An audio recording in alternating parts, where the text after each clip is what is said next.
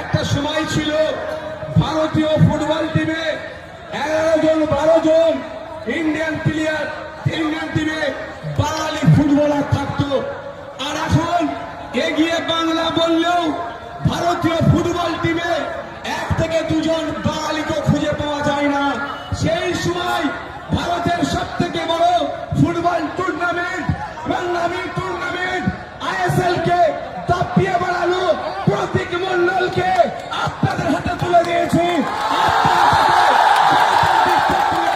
নির্বাচন করে আইনসভার মধ্যে পাঠাবেন, আইনসভার মধ্যে গিয়ে দলিতের কথা বলবে, আদিবাসীর কথা বলবে, হিন্দুর কথা বলবে, মুসলমানের কথা বলবে, কৃষকের কথা বলবে, ছাত্রের কথা বলবে, যুবকের কথা বলবে, পুরুষের কথা বলবে, মহিলার কথা বলবে, আমাদের কথা বলবে, বাংলার কথা বলবে, বাংলাকে এগিয়ে নিয়ে যাওয়ার জন্য আপনাদের হাতে আমরা প্রার্থী আমরা তুলে দিয়েছি। শুধু সময়ের অপেক্ষা, সময়ের অপেক্ষা। নির্বাচন সুষ্ঠুভাবে করাবো, এটা 2021 নয়, এটা 2024-26।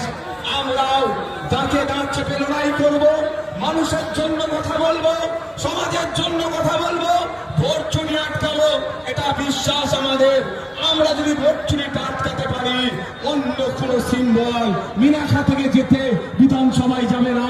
যেমন ভারত থেকে আবার পুনরায় খাম চিহ্ন বিধানসভাতে যাচ্ছে, ক্যানিং পূর্ব থেকে খাম সিম্বল যাচ্ছে, ক্যানিং পশ্চিম থেকে খাম সিম্বল যাচ্ছে, সাথে সাথে মিনাখা বাসন্তী থেকেও খাম সিম্বল বিধানসভার মধ্যে যাচ্ছে।